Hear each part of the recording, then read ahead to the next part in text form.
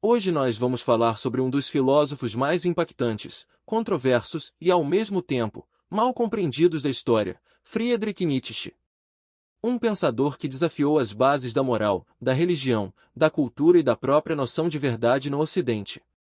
Nietzsche é o tipo de filósofo que divide opiniões. Alguns o consideram um gênio visionário, outros, um nihilista perigoso.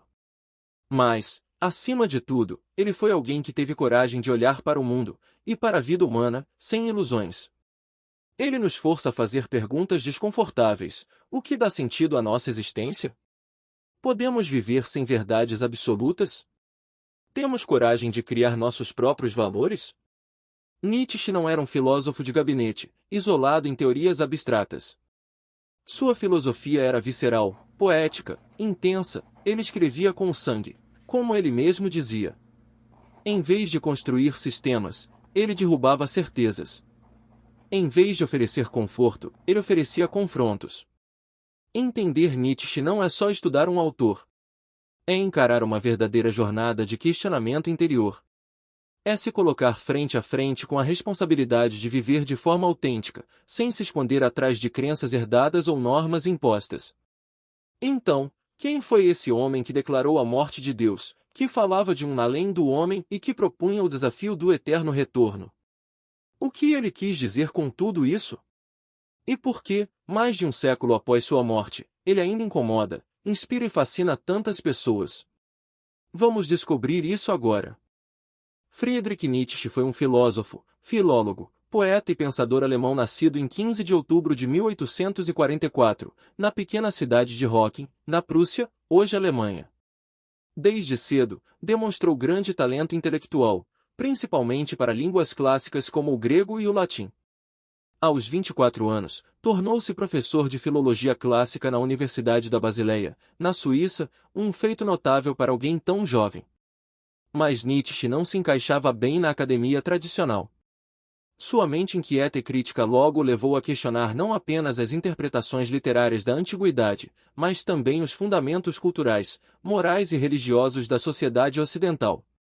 Com o tempo, afastou-se da vida universitária, tanto por motivos de saúde, sofria de fortes enxaquecas, problemas digestivos e de visão, quanto por seu crescente desejo de se dedicar exclusivamente à filosofia. Nietzsche viveu grande parte da vida em solidão, viajando por cidades da Suíça, Itália e França, sempre buscando climas que aliviassem seu sofrimento físico. Durante esse período, escreveu as obras que o tornariam um dos nomes mais provocadores da história da filosofia. Entre seus livros mais conhecidos estão Assim Falou Zaratustra, Além do Bem e do Mal, O Anticristo, A Gaia Ciência e Genealogia da Moral. Nessas obras, ele não escrevia como os filósofos acadêmicos de seu tempo. Sua linguagem era literária, muitas vezes poética, aforística e carregada de ironia e provocação. Nietzsche também teve uma relação complexa com o mundo ao seu redor. Apesar de ser crítico da religião cristã, da moral tradicional e da sociedade de massas, ele não propunha um niilismo destrutivo, ao contrário, buscava formas de superar o vazio deixado pela morte de Deus com a criação de novos valores, mais afirmativos e autênticos. Em 1889, Nietzsche sofreu um colapso mental em Turim, na Itália. A cena mais famosa, embora envolta em lenda, conta que ele abraçou um cavalo que estava sendo chicoteado na rua e, em seguida, desabou emocionalmente. A partir daí, nunca mais voltou à plena lucidez. Passou os últimos 11 anos de vida sob os cuidados da mãe, depois, da irmã, que também foi responsável por editar e divulgar sua obra, infelizmente, muitas vezes distorcendo suas ideias para fins ideológicos. Nietzsche morreu em 25 de agosto de 1900, aos 55 anos, sem saber o impacto profundo que suas ideias teriam no século XX e além.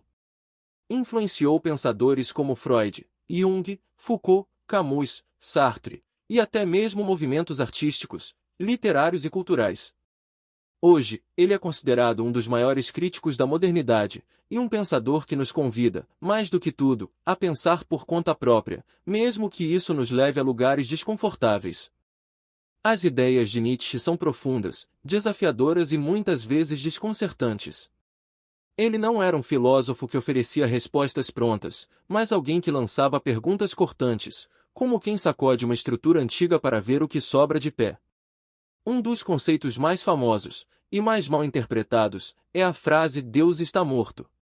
Nietzsche não quis dizer que Deus literalmente morreu, mas sim que os valores religiosos, sobretudo os valores cristãos que sustentaram o Ocidente por séculos, estavam perdendo sua força e influência na vida das pessoas. O avanço da ciência, o secularismo e a racionalidade moderna teriam matado a crença absoluta num Deus que ordena o mundo e dá sentido à existência. O problema é que, com a morte de Deus, também morre o sistema de valores que vinha junto, e isso deixa um vazio. Nietzsche não via isso como uma libertação simples, mas como uma crise. O que fazer agora que os antigos fundamentos ruíram? Diante dessa ausência de sentido, Nietzsche identificou o perigo do niilismo, a sensação de que nada tem valor, de que tudo é em vão. Ele acreditava que esse niilismo era o grande desafio da modernidade, e que caberia ao ser humano enfrentá-lo criando novos valores a partir de si mesmo. E é aí que entra uma de suas noções mais poderosas, a ideia do além do homem, ou Übermensch em alemão. O além do homem seria aquele indivíduo que, diante da queda dos valores tradicionais, não desmorona. Ao contrário, ele tem a coragem de afirmar a vida como ela é, com tudo que ela tem de caos, dor e imperfeição, e de criar seus próprios princípios. O além do homem é aquele que supera a si mesmo, que se reinventa, que assume a responsabilidade de viver com intensidade, autenticidade e liberdade. Essa força interior está ligada a outro conceito-chave, a vontade de poder. Para Nietzsche, o que move o ser humano, e a própria vida, não é o desejo de sobreviver, mas a vontade de se expandir, de se afirmar, de transformar. Não é um poder político ou domínio sobre os outros, mas uma força criativa, um impulso vital que nos leva a crescer, a criar, a superar limitações. A vontade de poder é, portanto, a expressão da vida em seu aspecto mais afirmativo. Outro pensamento marcante, e talvez o mais enigmático, é o do eterno retorno. Nietzsche propõe uma pergunta provocadora: e se tudo que você vive, cada gesto, cada dor, cada alegria, se repetisse infinitamente, do mesmo modo, por toda a eternidade? Você estaria vivendo de forma que aceitaria essa repetição? Essa ideia funciona como uma espécie de teste existencial. Ela nos convida a olhar para nossa vida com seriedade e intensidade, e a nos perguntar se estamos realmente vivendo de modo digno, verdadeiro e pleno. Essas ideias de Nietzsche não são simples de digerir, mas têm algo em comum. Todas nos desafiam a deixar de viver como meros seguidores de regras e a nos tornarmos criadores de nós mesmos. Em vez de obedecer a valores herdados, ele nos convida a dar sentido à vida por meio de uma postura corajosa, criativa e afirmativa diante da existência. Friedrich Nietzsche não foi apenas um filósofo entre tantos, ele é uma figura que mudou profundamente o rumo da filosofia, das ciências humanas e da cultura ocidental como um todo. Sua influência ultrapassou os limites da filosofia acadêmica e alcançou áreas tão diversas quanto a psicologia, a literatura, a arte, a música, a política e até mesmo a teoria crítica e o existencialismo. Logo após sua morte, o impacto de suas ideias começou a se expandir principalmente graças à divulgação feita por seus discípulos e leitores, apesar de algumas interpretações equivocadas, especialmente promovidas por sua irmã Elisabeth Forster Nietzsche, que vinculou indevidamente suas obras a ideologias nacionalistas e autoritárias, algo que Nietzsche jamais apoiou. Isso gerou muitos mal-entendidos sobre seu pensamento, especialmente durante o século XX. Na psicologia, por exemplo, Nietzsche foi fundamental para o desenvolvimento das teorias freudianas e junguianas. Sigmund Freud reconheceu que Nietzsche explorava dimensões profundas da psique humana, como o inconsciente, a vontade e o conflito interior, muito antes da formalização da psicanálise. Carl Gustav Jung também se inspirou na noção nietzschiana de individuação, o processo pelo qual a pessoa se torna um ser único e autêntico, superando as pressões externas. No campo da filosofia, Nietzsche abriu caminho para várias correntes que dominariam o século XX. O existencialismo, com pensadores como Jean-Paul Sartre e Albert Camus, ressoou fortemente com o chamado de Nietzsche para que cada indivíduo enfrentasse o absurdo da vida sem ilusões e assumisse a responsabilidade pela criação de sentido. Michel Foucault, por sua vez, incorporou a crítica nietzschiana da moral tradicional para desconstruir as relações de poder e saber na sociedade moderna, mostrando como valores e verdades são construções históricas e não universais. Além disso, Nietzsche teve um papel crucial na literatura e nas artes.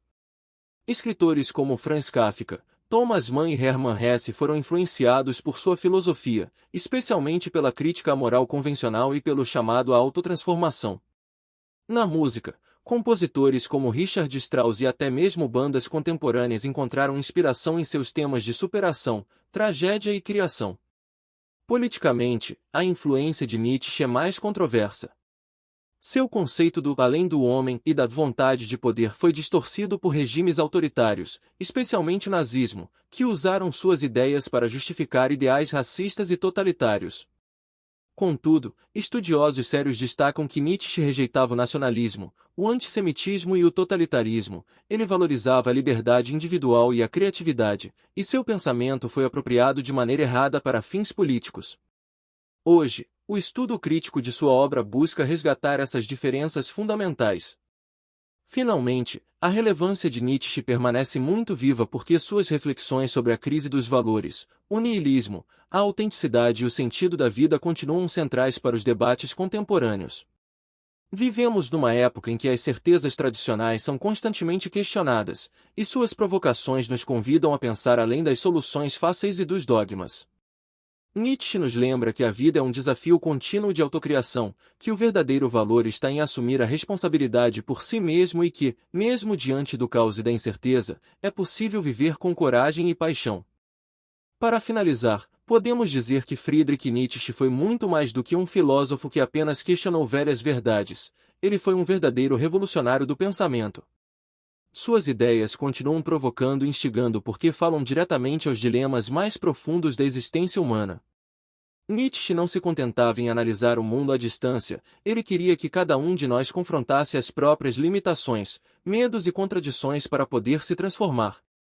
Ele nos lançou um desafio que permanece atual: ser quem você realmente é, não uma versão moldada por expectativas sociais, religiosas ou culturais. Essa jornada para tornar-se quem você é não é simples nem confortável.